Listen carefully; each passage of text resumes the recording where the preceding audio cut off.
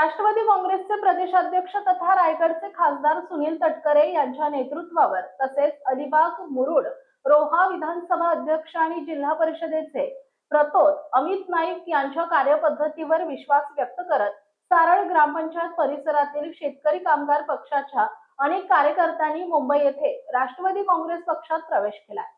काही महिन्यांपूर्वी झालेल्या पंचायत समिती निवडणुकीमध्ये शेतकरी कामगार पक्षाचे उमेदवार असलेले सुशील पाटील यांच्यासह महेंद्र थळे, पार्थ पाटील, चेतन पाटील, साई भगत, सनी पाटील, विश्वास पाटील, जगदीश म्हात्रे, गणेश ठोंबरे आणि वसंत पाटील यांनी राष्ट्रवादी काँग्रेसमध्ये जाहीर प्रवेश केला।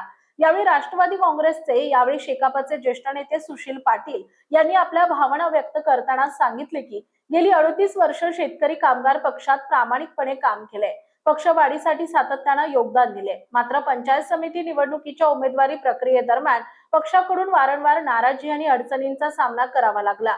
ते पुढे म्हणाले की आज राष्ट्रीय पक्षात प्रवेश करताना आम्ही नवीन जबाबदारी स्वीकारत आहोत। दिवंगत उपमुख्यमंत्री अजित पवार, उपमुख्यमंत्री सुनेत्रा पवार तसेच प्रदेशाध्यक्ष सुनील तटकरे यांच्या विचारांना खारे पाटाच्या भूमीत बळ देण्याचा संकल्प केला असून त्या विचारांचा विस्तार केल्याशिवाय शांत बसणार नाही।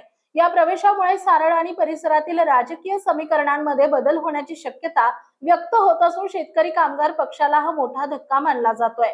स्थानिक स्तरावर या प्रवेशाची राजकीय वर्तुळात चर्चा सुरू झाली आहे। यावेळी राष्ट्रवादी काँग्रेसचे ॲडव्होकेट प्रवीण ठाकूर, जिल्हा परिषदेचे गटनेते अमित नाईक, जिल्हा सरचिटणीस चारुहास मगर, चिटणीस आशिष भट आदींसह पदाधिकारी कार्यकर्ते उपस्थित होते।